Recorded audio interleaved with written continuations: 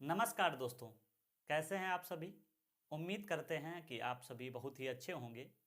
दोस्तों, हम लोग मराठा साम्राज्य पढ़ रहे थे और जिसमें हम लोगों ने सबसे पहले मराठा राज्य का उदय, फिर उसके बाद में शिवाजी और उसके बाद में फिर हम लोगों ने शिवाजी के प्रशासन के बारे में जाना था।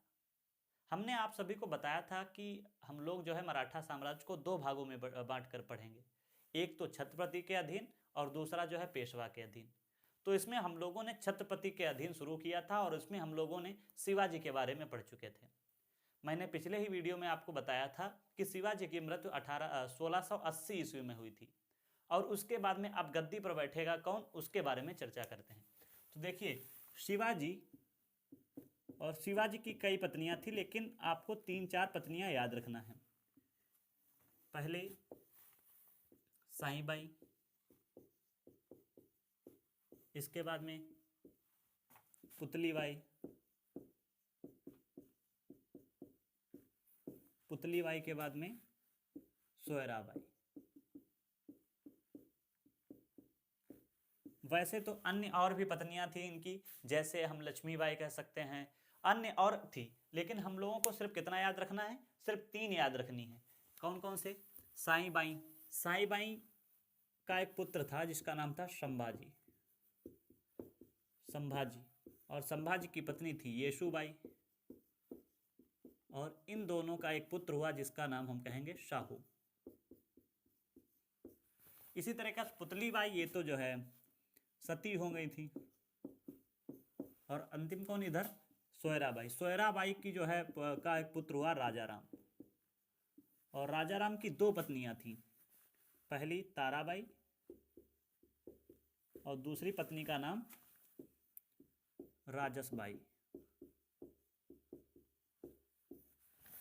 ताराबाई का पुत्र अगर हम बात करें तो शिवाजी, शिवाजी नहीं कहेंगे, हाँ शिवाजी द्वितीय, शिवाजी द्वितीय। और राजसबाई का पुत्र था संभा द्वितीय, संभाजी द्वितीय। देखो, इनको जानना जरूरी है क्योंकि अभी आगे कहानी जब हम लोग समझेंगे कि ताराबाई कब गद्दी पर बैठी, संभाजी गद्दी कब बैठे, साहू जी गद्दी पर कब बैठे, तो वहां पे मामला आएगा, तब आपको समझ में आएगा इस चित्र के माध्यम से। देखो, अब क्या है, 1600 हमने बताया था शिवाजी की मृत्यु 1680 ईस्वी को हो गई थी, शिवाजी की मृत्यु।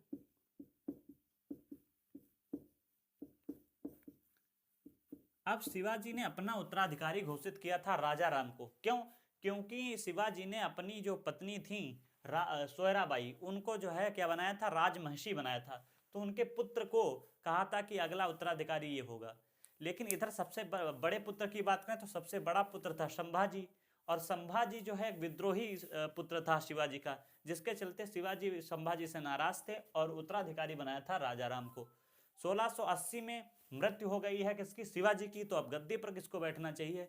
राजा राम को। लेकिन ऐसा नहीं हुआ। क्या हुआ देखिए, 1680 में किसकी मृत्यु हुई? शिवाजी की। उस समय जो है संभाजी था, ये जो है पन्हाला, कह सकते हो पन्हाला किला में कैद था। पन्हाला किला में कैद था। उसको पता चला कि हमारे पिताजी की मृत्यु हो गई है, अब मेरी बारी आई है कि मैं छत्रपति बनूंगा। तो पन्हाला किला में जो कैद था वहां से भाग आता है और फिर गद्दी पर बैठ जाता है संभाजी। संभाजी कब से कब तक? तो हम कहेंगे 1680 से 1689 ईस्वी तक। अब क्या क्या कार्य हुए, क्या क्या महत्वपूर्ण बिंदु बनते हैं, देखते हैं। सबसे पहले पूछा जाता है इन्होंने गुरु किसको बनाया था। तो इनके गुरु थे, सबसे पहले याद रखना है केशव, केशव भट्ट, और दूसरा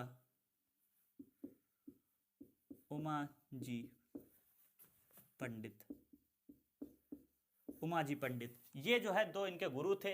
अगर पेशवा की बात करें, पेशवा किसको बनाया?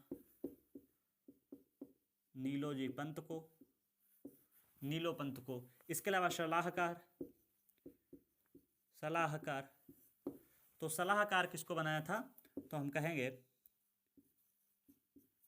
कवि कलश, कवि कलश, कवि कलश को सलाहकार नियुक्त किया था। अब कहा जाता है कि संभाजी विद्रोही पुत्र था, लेकिन क्या हुआ था, ये अपने निर्णय अपने आप स्वयं लेता था। जो अष्टप्रधान शिवाजी ने बनाए थे उसको ज्यादा मानता नहीं था, इसलिए जो है अष्टप्रधान का विघटन हो गया, अष्टप्रधान का विघटन हो गया। अब समय है 1681 का। 1681 में उधर अगर हम बात करें दिल्ली वाली गद्दी पर, तो वहां पे बैठा है औरंगजेब। और औरंगजेब का एक विद्रोही पुत्र था जिसका नाम क्या था, आप सब याद दिलाएं। बिल्कुल सही, अकबर। अकबर जो है भाग कर आया था संभाजी के पास। तो अकबर, ब्रैकेट में लिख लें औरंगजेब का पुत्र।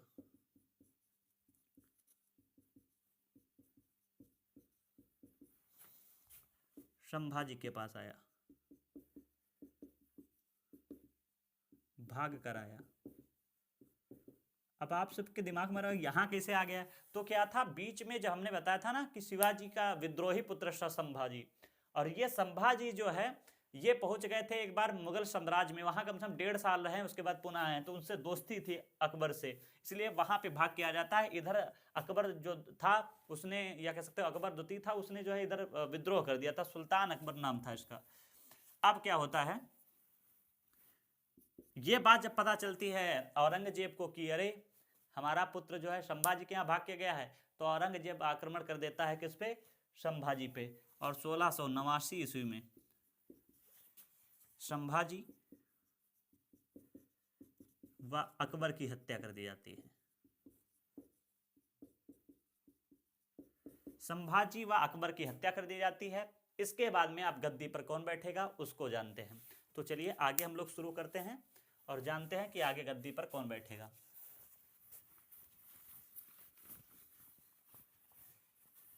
कहा जाता है कि संभाजी की जब हत्या की गई तो उस समय इनका पुत्र जो शाहू था वो 7 वर्ष का था, तो वो तो गद्दी पर बैठ नहीं सकता है। तो इसके चलते अब आगे गद्दी पर कौन बैठेगा, तो राजा राम गद्दी पर बैठेंगे। राजा राम कब से कब तक, 1689 से 1700 ईस्वी तक ये गद्दी पर बैठता है। हमने बताया ना कि संभाजी बहुत ही गुस्सैल प्रवृत्ति का व्यक्ति था, जिसके चलते उसने एक व्यक्ति को कैद करके रखा था जिसका नाम था प्रहलाद नीरोजी। तो इसने क्या किया, राजा राम ने सबसे पहला काम यह किया कि प्रहलाद नीरोजी को कैद से मुक्त कर दिया। अब आप सभी के दिमाग में आ रहा होगा कि इसमें क्या खास है पॉइंट। तो देखो अभी आगे पॉइंट इसमें बनेगा, क्योंकि अभी युद्ध होगा मुगलों के साथ, उसमें जो है प्रहलाद नीरोजी बहुत ही अच्छे तरीके से डटकर युद्ध करेगा, और उधर नारायण एक और व्यक्ति थे, वो 2 व्यक्ति जो है बहुत ही डटकर युद्ध करते हैं, इसलिए नाम पूछा जाता है उनका। तो प्रहलाद नीरोजी को इन्होंने मुक्त कर दिया। कहा जाता है सभी छत्रपति जितने हुए हैं वो गद्दी पर बैठे हैं कहीं ना कहीं, परंतु जो ये राजा राम था ये गद्दी पर कभी नहीं बैठा है। तो पूछा जाता है कि ऐसा कौन सा छत्रपति था जो कभी भी गद्दी पर नहीं बैठा, तो हम बताएंगे राजा राम। तो लिखना है गद्दी पर नहीं बैठा, बहुत ही इंपॉर्टेंट है ये। अब आगे क्या होता है, क्यों नहीं बैठा उसका कारण है। अब उधर जो है औरंगजेब लगातार उसकी दक्षिण नीति थी कि जल्द से जल्द हमें दक्षिण में कब्जा करना है, और बीजापुर गोलकुंडा पे लगातार आक्रमण कर रहा था। इधर उसको पता चला था कि शाहजहां की शिवाजी की हत्या हो गई, मतलब शिवाजी की मृत्यु हो गई है, और उधर संभाजी भी की जो है मृत्यु हो गई है। तो कहीं ना कहीं अब हमें जो है मराठों को भी अपने साम्राज्य में मिला लेना चाहिए। इसके चलते लगातार आक्रमण करना शुरू कर देता है, और एक व्यक्ति को भेजता है जिसका नाम है जुल्फिकार खां। जुल्फिकार खां, और इस नाम से तो बहुत ही आप अच्छे तरीके से वाकिफ होंगे, क्यों, क्योंकि जो हम लोगों ने मुगलों के पतन पढ़ाया था और उसमें उत्तरवर्ती मुगल शासक पढ़ाए थे, तो वहां पे मैंने एक नाम बताया था जहांदार शाह, तो उसी को गद्दी पर किसने बैठाया था, जुल्फिकार खां ने। और फिर जुल्फिकार खां की हत्या करा देते हैं सैयद बंधु, वो मैंने सब बताया आपको। तो जुल्फिकार खां जो है उस समय सेनापति था, किसका, मुगल वंश का, मुगलों का है। और क्या होता है, ये औरंगजेब जो है जुल्फिकार खां को भेजता है कि जाओ और मराठों पर आक्रमण करो जाके, ये आता है। अब इधर से भैया लड़े क्यों, मतलब लड़े कौन, क्योंकि राजा राम कितने वर्ष का था, सिर्फ 19 वर्ष का था उस समय। तो अब लड़ाई की कमान संभाल लेते हैं येसुबाई, एक महिला होके जो है इसने कमान संभाल ली। तो मराठों को और जोश आया कि अरे येसुबाई लड़ने गई, हम भी जाएंगे। इसके चलते इधर जो है कौन हो जाएगा, मुगल सेना, मुगल सेना, और एक तरफ जो है येसुबाई। और येसुबाई की तरफ से दो व्यक्ति बहुत ही अच्छे तरीके से लड़े थे, जिसका नाम एक तो यहीं पे लिखा है प्रहलाद, प्रहलाद नीरोजी,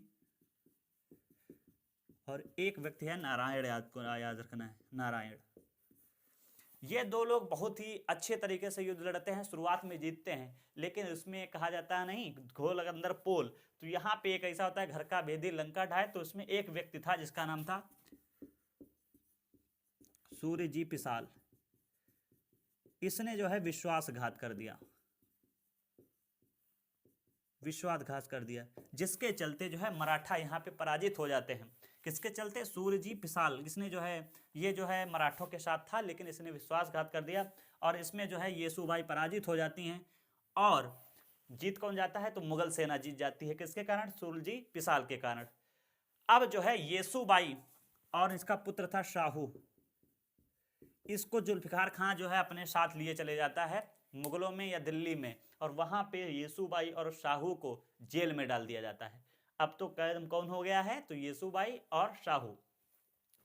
इधर ये युद्ध थोड़े दिन बाद समाप्त होता है। उसके बाद में अब राजा राम भैया क्या करे, तो राजा राम सबसे पहले क्या किए, वैसे तो राजधानी रायगढ़ थी, रायगढ़ से इसने जो है जिंजी स्थानांतरित कर ली, लेकिन जुल्फिकार खां वहां भी पीछा छोड़ने वाला नहीं है, तो जिंजी से इसने सतारा स्थानांतरित कर ली। तो ये भी पॉइंट बहुत ही इंपॉर्टेंट है। इसके बाद में क्या होता है, राजा राम ने 2-3 पद जो है बनाए थे। एक पहला पद याद रखना है, प्रतिनिधि का, प्रतिनिधि का।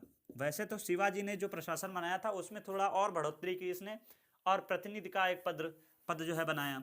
इसके अलावा और कौन सा पद बनाया, हुकूमत पनाह और पंत सचिव। ये इसने नए पद का सृजन किया था, तो ये आपको याद रखना है। कौन कौन से, प्रतिनिधि, हुकूमत पनाह और पंत सचिव, ये पद बनाए थे। इसके बाद में आप सभी को पता है कि मृत्यु इसकी कब हो गई, 1700 ईस्वी में इसकी मृत्यु हो गई। अब फिर जो है अभी युद्ध होगा, क्योंकि अभी युद्ध नहीं होगा, युद्ध आगे होगा जब जो है 1707 आएगा। तो इस तरीके से ये राजा राम का कार्यकाल रहा। अब जैसे ही 1700 में राजा राम की मृत्यु होती है, अब इसकी पत्नी ताराबाई अपना शासन संभाल लेती है और गद्दी पर बैठा देता है शिवाजी द्वितीय को। तो अब आगे समझते हैं।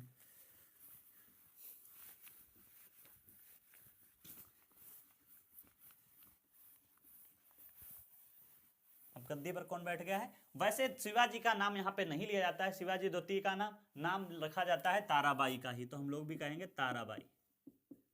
कब से कब तक, 1700 ईस्वी से 1707 ईस्वी तक। इसके शासनकाल में कुछ भी नहीं याद रखना है, 1707 का समय याद रखना है। समय आ गया 1707। अब 1707 में क्या होता है कि औरंगजेब की मृत्यु हो जाती है, और उधर जो है लड़ाई शुरू हो जाती है मुगलों में या उनके पुत्रों में, आजम, कामबख्श, मुअज्जम, इन सभी में युद्ध होता है। आखिरकार फिर युद्ध समाप्त होता है और मुअज्जम बहादुर शाह प्रथम के नाम से गद्दी पर बैठ जाता है। और उसके बाद में सबसे पहले काम उसने वही किया कि जो इधर साहू जी और येसुबाई जो कैद खाना में थे उसको छोड़ देते हैं। अब भैया येसुबाई और साहू जी इधर आ गए हैं, बाहर कैद से बाहर आ गए हैं, तो वो चाहते हैं कि हम गद्दी पर बैठें। तो इधर शाहू और ताराबाई के मध्य में युद्ध होता है, खेड़ा का युद्ध। खेड़ा का युद्ध क्यों हुआ, क्योंकि शाहू यहाँ पे आए, उन्होंने कहा हमारे पिताजी जो है हमारे कभी जो है क्या हुआ करते थे, शासक हुआ करते थे, हम यहाँ पे थे नहीं, पहली बार छोटे थे, इसलिए आपके पुत्र को बैठाल दिया गया था। अब तो आपने जो है छत्रपति का पद अपने ही अगवा कर लिया है। तो इसके चलते फिर युद्ध होता है, खेड़ा का युद्ध। किस किसके मध्य में, ताराबाई और किसके मध्य में, साहू के मध्य में। और इसमें साहू जीतते हैं, ताराबाई हार जाती हैं। फिर कहा जाता है ठीक है, अब जो है मराठा साम्राज्य 2 भागों में विभक्त होगा। तो मराठा साम्राज्य कितने भागों में विभक्त हो गया, 2 भागों में। कौन कौन से, तो एक सतारा और एक कोल्हापुर। अभी तक मराठा साम्राज्य एक ही था, लेकिन लास्ट में अभी फिर जो है विलय हो जाएगा संगोला की संधि के द्वारा, तो वो हम लोग आगे भी जानते हैं। तो सतारा और कोल्हापुर ये दो भागों में मराठा हो गया है, और सतारा में बैठेगा शाहू और कोल्हापुर में ताराबाई शासन को संभालेंगी। इसके बाद में अब क्या होगा, हम लोग याद रखेंगे किसके बारे में, शाहू के बारे में। इसमें बस ये खेड़ा का युद्ध याद रखना है किस किसके मध्य में हुआ था। आगे देखते हैं। अब हम लोग बात करेंगे शाहू। कब से कब तक, 1708 से 1748। 1748-49 होता है। चलो देखते हैं इसमें क्या था, शाहू जब खेड़ा का युद्ध लड़ रहा था तो एक व्यक्ति की सहायता ली थी जिसका नाम था बालाजी विश्वनाथ। तो ये आपको जरूर याद रखना है, किसकी सहायता से जीता था युद्ध, तो सेना करते या सेनापति कह सकते हो, बालाजी विश्वनाथ। बालाजी विश्वनाथ की मदद से यह गद्दी पर बैठता है। और सबसे पहले क्या होता है कि ये तो सेनापति बनता है शुरुआत में शाहू का, लेकिन ये जो है बहुत ही कह सकते हो कूटनीतिक व्यक्ति था और अपना पराक्रम धीरे धीरे बढ़ा रहा था। इसके चलते क्या होता है, उसको बना दिया जाता है पेशवा। तो अभी तक ये सेनापति था, लेकिन 1713 के आते आते अब ये क्या बन गया है, पेशवा बन गया है। पहले क्या था, सेना करते था, अब जो है 1713 में क्या बन गया है, पेशवा बना दिया गया। क्या बन गया है, पेशवा बन गया है। अब 1713 में यह पेशवा बना और अपनी जितनी भी छत्रपति की शक्तियां होती थी अपने में ले ली। इसके चलते अब इसने कहा कि जो पेशवा है ये पद ये वंशानुगत रहेगा। अभी तक कोई भी पेशवा बना दिया जाता था, लेकिन अब एक जो है यहाँ पे मोहर लग गई है कि भैया अब पेशवा का ही पुत्र पेशवा बनेगा, मतलब वंशानुगत रहेगा पेशवा का पद। तो ये बहुत ही इंपॉर्टेंट है, किसके शासनकाल में पेशवा का पद वंशानुगत कर दिया गया, शाहू के शासनकाल में। किसने करवाया, बालाजी विश्वनाथ ने कराया। इसके बाद में इसके शासनकाल में कई पेशवा बनते हैं अलग अलग, उसको हम लोग अगले वीडियो के माध्यम से बात करेंगे। और यहीं से छत्रपति वाला जो पद होता है समाप्त हो जाता है। लेकिन एक चीज याद रखना है, समय आता है 1750। 1750 में क्या होता है, एक संधि होती है सुगोली की संधि। सुगोली की संधि, सुगोली की संधि। यहां पे याद रखना है शिवाजी का भी एक नीचे इसके बाद में गद्दी पर बैठता है, क्योंकि इधर जो है सतारा वाले क्षेत्र में तो बैठ रहे हैं शाहू, लेकिन उधर मैंने कोल्हापुर में अभी बताया था तो वहां पे सतारा बैठती थी। तो यहाँ पे एक व्यक्ति और बैठा है, राजा राम द्वितीय। राजा राम द्वितीय जो कोल्हापुर वाला है। सतारा में तो शाहू ही बैठे हैं। तो 1750 में सुगोली की संधि होती है किसके मध्य में, तो बालाजी विश्वनाथ, ये हमें कंफर्म नहीं है, थोड़ा आप सब देख लीजिएगा। और इधर जो है राजा राम द्वितीय, इनके मध्य में संधि होती है और पुनः जो है मराठा का विलय हो जाता है। मराठा का विलय। इस प्रकार से जो है पूरा शासनकाल चलता है छत्रपति का। उसके बाद में फिर बैठ जाएंगे पेशवा। तो पेशवा को हम लोग अगले वीडियो के माध्यम से पढ़ेंगे। इस वीडियो में दोस्तों इतना ही रखते हैं। आप सभी को ये वीडियो कैसा लगा है कमेंट बॉक्स में जरूर बताइएगा। यदि वीडियो अच्छा लगा है तो लाइक करना बिल्कुल ना भूलें। धन्यवाद। जय हिंद, जय भारत।